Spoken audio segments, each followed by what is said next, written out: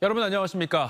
대전 시내 한복판에서 대낮에 은행의 강도가 침입해 수천만 원의 현금을 빼앗아 달아났습니다. 당시 은행엔 직원 2명이 근무하고 있었는데 다행히 크게 다친 사람은 없었고 경찰은 250여 명을 동원해 용의자를 쫓고 있습니다. 김철진 기자입니다.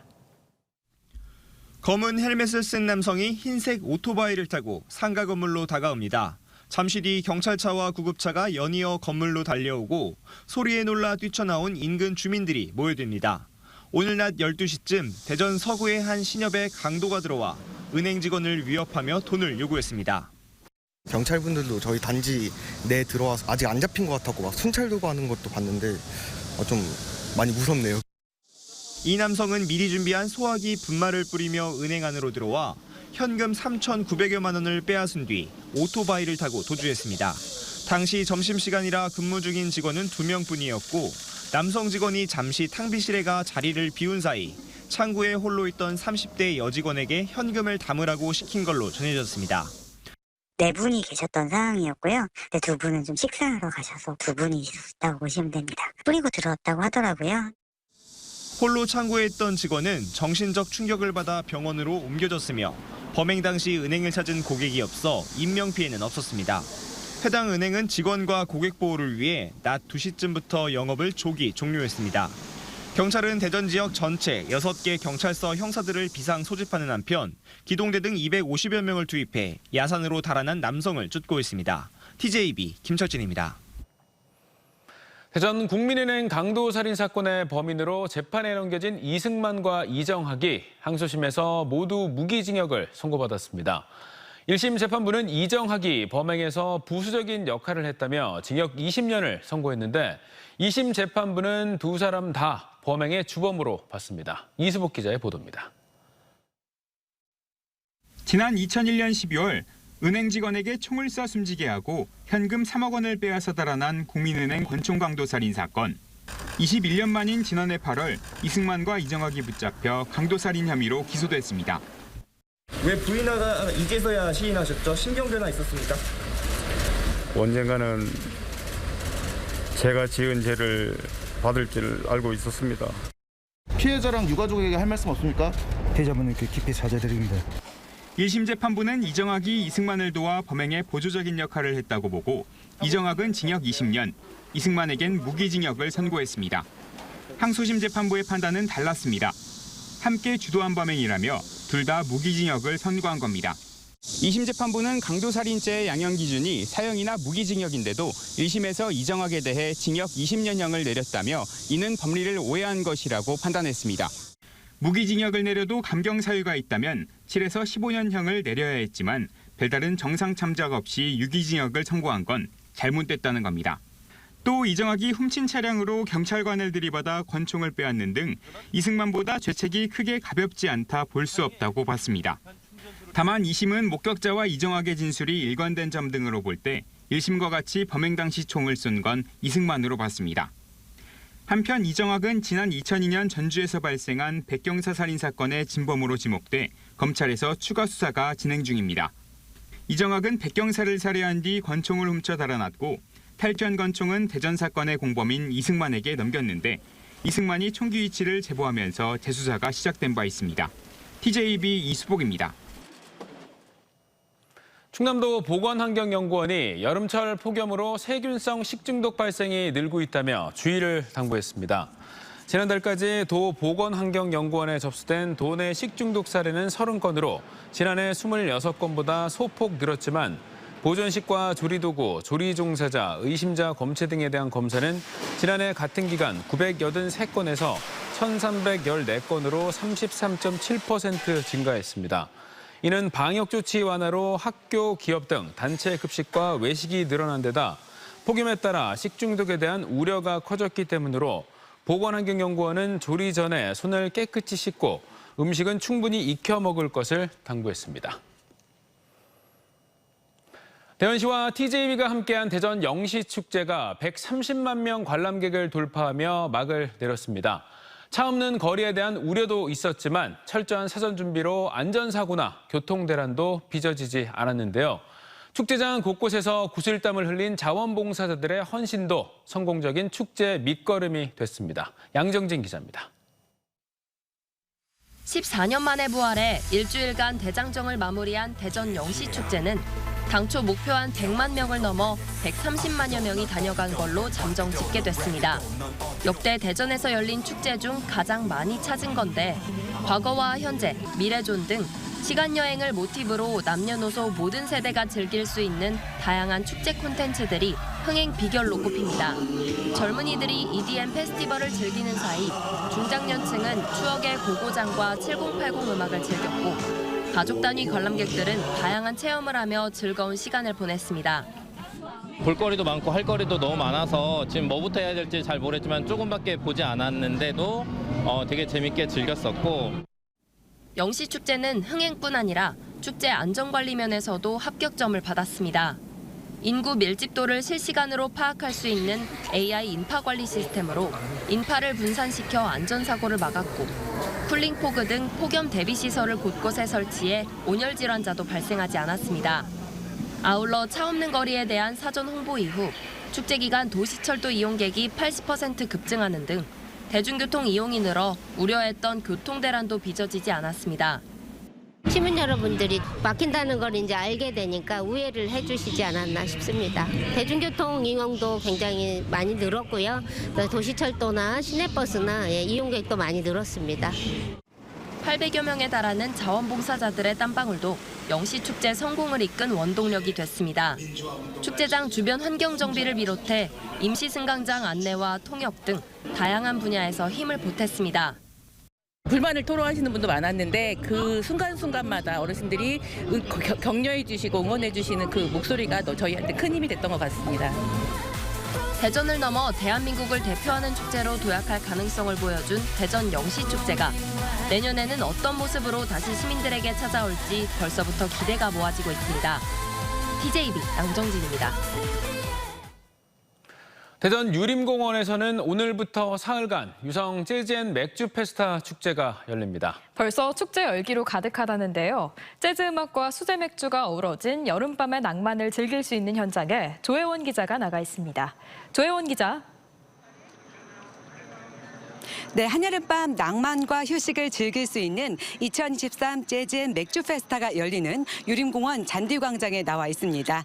정용래 유성구청장 모시고 행사의 의미에 대해 이야기 나눠보겠습니다. 청님 안녕하세요. 네, 안녕하세요. 네, 올해로 2회째를 맞는 이번 축제를 굉장히 낭만적이고 이국적인 분위기로 준비하셨다고 들었는데요. 네. 올해는 어떤 프로그램들이 마련돼 있나요? 네, 재즈 앤드 맥주 페스타에서 먼저 우리가 12개의 재즈 공연팀을 저희가 3일간 이렇게 4개 팀씩 나눠서 공연을 하게 될 것이고, 그리고 전국의 유명 수제 맥주 브루어리 8개 회사가 같이 참여를 하게 되겠고요. 그리고 또 이제 음악 듣고 또 맥주 한잔 하시는 것뿐만이 아니라 이렇게 낭만적인 분위기를 연출하기 위해서 아름다운 야관, 경관을 같이 설치를 했고, 그리고 혹시 좀 일찍 오셔서 혹시 좀 심심하실지 모르는 분들 위해서는 이게 경품을 탈 수 있는 그런 게임도 좀 진행을 하고 있어요. 그러니까 주말에 좀 일찍 오시면 경품 행사에 참여하시면 좋을 것 같고, 그리고 요즘에는 축제가 무엇보다 안전이 중요하기 때문에 민관경이 함께 합동 순찰을 하면서 행사를 진행하고 있습니다. 또한 이제 환경을 위한 행사가 되기 위해서 폐목재를 활용해서 시설들을 설치하고 행사를 진행하고 있습니다. 네, 지난해에 비해 특히 올해 달라진 부분이 있다면 어떤 부분들이 있을까요? 예, 지난해가 첫 번째 행사였는데 지난번에 1회 행사가 굉장히 시민들의 만족도가 좋고 요청이 많아서 올해는 지난해 이틀 했던 것을 올해는 3일로 늘려서 하게 되겠고, 그리고 워낙 많은 분들이 같이 참여해서 지난번에는 동평광장에서만 했었는데 올해는 서평광장까지 2원 이렇게 생중계로 우리 이렇게 준비를 했고요. 그리고 또 앞서 말씀드린 그 친환경 행사를 위해서 다회용 컵을 사용해서 우리가 이렇게 맥주를 드실 수 있도록 이렇게 준비를 했고, 또 폐목재도 활용하고 이렇게 하고 있습니다. 네, 지금 말씀을 들어보니 행사에 참여해 추억을 남기고 싶은 분들이 많으실 것 같습니다.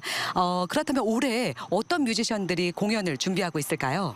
예, 앞서 말씀드린 대로 3일간 12개 팀이 하루에 4팀씩 나눠서 하는데 첫째 날 오늘은 말로 밴드, 스켓의 여왕이라고 하는 이 말로 밴드가 와서 지금 무대를 장식해 줄 것이고요. 내일은 유성에도 좋은 이런 재즈 공연 팀들이 있습니다. 그래서 유성 재즈 악단하고 또 전국의 한국 재즈 정서를 담는 윤석철 트리오 이렇게가 내일 할 것이고, 마지막 날은 젊은이들을 위해서 살사 이런 걸 잘 하시는 우리 캐츠 보컬하고 또 고상지 밴드 반도네오니스트라고 하는 이 고상지 밴드가 와서 대미를 장식하게 될 것입니다. 네, 정말 기대됩니다. 마지막으로 축제장을 찾는 방문객들에게 한 말씀 부탁드립니다. 네, 저희가 재즈도 듣지만 또 이렇게 맥주를 한잔 하는 행사이기 때문에 참가하실 분들은 가능하시면 차량 이용하지 마시고 대중교통을 이용해서 오시고, 그리고 모든 걸 저희가 다 준비해 놨으니까 몸으로 오셔서 즐기시면 되고요. 혹시 금년에 휴가 아직 못 가신 분들 계시면 주말에 이곳 유림공원에 오셔서 휴양처럼 이렇게 즐기셨다 가셨으면 좋겠습니다. 네, 고맙습니다. 네, 감사합니다. 가족과 친구, 연인이 함께 소중한 추억을 남기는 축제가 되길 기대합니다. 지금까지 유성 재즈 맥주 페스타 현장에서 전해드렸습니다. 대전의 한 사립대학교에서 갑작스레 재학생들에게 앞으로 성적 장학금을 비롯한 각종 교내 장학금을 주지 않겠다고 해 논란입니다. 학생들은 대학 측이 자신들의 의견도 듣지 않고 일방적으로 장학금 폐지를 통보했다며 강하게 반발하고 있습니다. 조영준 기자입니다. 대전 서구의 한 사립대학교 재학생 온라인 커뮤니티에 올라온 글입니다. 올해 교내 장학금 운영 계획안인데 재학생들에겐 성적 장학금을 폐지한다는 문구가 눈에 띕니다. 또 학과별 대표 등에 지급되던 봉사 장학금도 앞으로 일부 학과에만 지급한다는 등 각종 교내 장학금의 폐지와 축소 계획을 담고 있습니다. 올 3월부터 적용됐는데 학생들은 대학 측과 협의는 물론 어떤 안내도 받지 못한 상태였다고 주장합니다. 방학을 즐기느라 다들 모르고 있을 시기에, 혹은 학생들이 모여있지 않은 시기에 그분들이 일방적으로 그냥 저희에게 통보를. 해당 대학의 연평균 등록금은 580여만 원으로 교내 성적 장학금이 사라지며 학비에 부담을 느끼는 학생들은 늘어날 수밖에 없습니다. 생계가 힘든 친구들은 이제 그거를 바라보고 온 친구들도 많을 거고, 생활비로 쓰려고 하는 친구들도 많을 텐데. 학생들은 대학 측에 이유도 물어봤지만 석연치 않은 답변만 돌아왔다고 말합니다. 그럼 이 많은 돈들은 다 어디로 가는 거냐라고 물어봤을 때, 이 장학금들은 지금 들어오는 신입생들한테 전액 장학금 지급을 하고 있다. 이 일이 알려지며 학교 커뮤니티 등에선 재학생들의 불만과 항의가 빗발치는 상황. 대학 측은 해당 상황을 인지하고 있다면서도 더 많은 학생들에게 혜택을 주기 위한 변화라고 설명했습니다. 또 소수만 혜택받는 성적 장학금 대신 다른 장학금을 신설해 수혜 대상을 늘렸고 장학금 총액은 오히려 2배 이상 늘었다고 덧붙였습니다. 학생들의 불만에 대해선 최근 총학생회 등을 통해 의견을 수렴했으며 절충안과 대책 등은 마련하는 중이라고 밝혔습니다. 하지만 이미 일방적으로 진행된 장학금 폐지를 돌이키긴 어려운 상황이라 학생들과의 갈등은 계속될 전망입니다. TJB 조형준입니다. 오늘 낮 1시 40분쯤 대전 당진고속도로 대전 방향 당진 면천나들목 인근에서 승용차와 25톤 화물차가 부딪혔습니다. 사고 직후 승용차에 불이 붙었고 여성 운전자 1명이 승용차 안에서 숨진 채 발견됐습니다. 고속도로 순찰대는 숨진 여성의 신원을 파악하는 한편 정확한 사고 경위를 조사하고 있습니다. 중학생 아들과 짜고 남편을 살해한 뒤 가정폭력 때문이었다고 거짓 진술한 아내가 항소심에서도 무기징역을 선고받았습니다. 재판부는 평소 남편의 경제적 무능과 언어적 폭력 등으로 살해했다는 42살 A씨의 주장을 뒷받침할 근거가 없고 피해자의 유족은 큰 정신적 충격을 받았다며 A씨의 항소를 기각하고 1심과 같은 무기징역을 선고했습니다. A씨는 16살 중학생 아들과 함께 지난해 10월 대전 중구의 집에서 50살 남편을 부동액을 넣은 주사기로 찌르고 흉기를 휘둘러 살해한 혐의로 재판에 넘겨졌습니다. 대전고법 송석봉 부장판사는 초등생을 성추행한 혐의로 재판에 넘겨진 학원 통학차 기사 67살 A씨에게 항소심에서도 징역 2년 6개월을 선고했습니다.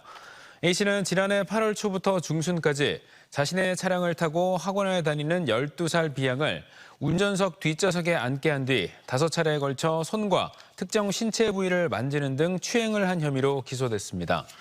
송 판사는 피해자의 정신적인 고통이 크고 B양의 어머니가 형사 공탁금 수령을 거부하며 엄벌을 원하고 있는 만큼 원심 판단을 유지한다고 판시했습니다. 한국과학기술정보연구원은 슈퍼컴퓨터 도입 35주년을 맞아 오는 21일부터 23일까지 서울 더 K호텔에서 KSC 2023을 개최합니다. 이 행사는 1988년 1호기를 시작으로 5호기까지 과학기술과 산업 등 경제와 사회 전반의 핵심 인프라로 자리 잡은 슈퍼컴퓨터의 성과를 소개하는 자리가 될 전망입니다. 한편 연구원은 현재 6호기 슈퍼컴퓨터 구축 사업을 위해 2차례 입찰 공고를 냈지만 인공지능 열풍으로 GPU 가격이 급등하면서 모두 유찰된 가운데 이른 시일 내 3차 입찰을 진행할 계획입니다. 다음 달 3일부터 10일까지 대전 컨벤션 센터와 엑스포 시민광장에서 열리는 대전 국제와인 엑스포에 다채로운 문화 공연이 펼쳐집니다. 다음 달 8일부터 9일까지 한비탑 물빛 광장에선 대전 재즈 페스티벌이 펼쳐지고 10일에는 가수 헤이즈와 김필 등이 참여하는 대전 엑스포 30주년 및 대전 국제와인 엑스포 축하 공연이 열립니다. 와인 엑스포 기간 14개국 200여 개 업체의 와인을 맛볼 수 있는 시음조는 대전 시민들에게 할인 혜택이 주어집니다. 긴 장마와 일조량 부족으로 벼 생육이 부진한 가운데 각종 병해충 발생으로 수량 감소와 품질 저하가 우려됩니다. 서천군 농업기술센터 등에 따르면 최근 장마 이후 계속된 고온다습한 날씨로 벼 병해충 발생에 좋은 조건이 만들어지면서 잎진무늬 마른병, 도열병이 증가하고 홍명나방, 흰 등멸구 등 해충 밀도가 높아 피해가 우려되는 상황입니다. 특히 홍명나방은 벼 위쪽 잎에 해를 줘 이삭을 여물지 못하게 하고 나달 무게를 감소해 적기 방제가 필요합니다. 대전과 세종, 충남에서 올해 상반기 마약 집중 단속을 벌인 결과 마약 사범 591명을 검거하고 97명을 구속했습니다. 검거 인원은 지난해 같은 기간보다 대전이 81.3%, 세종 95%, 충남 39.2% 늘었고 구속 인원도 세종은 지난해 1명도 없었다가 15명으로 크게 늘었고 대전은 2배, 충남이 55.6% 증가했습니다. 특히 대전은 10대에서 30대 마약 사범이 지난해보다 크게 급증해 전체의 58%를 차지했고 충남은 양귀비를 불법 재배한 70대가 가장 많았습니다.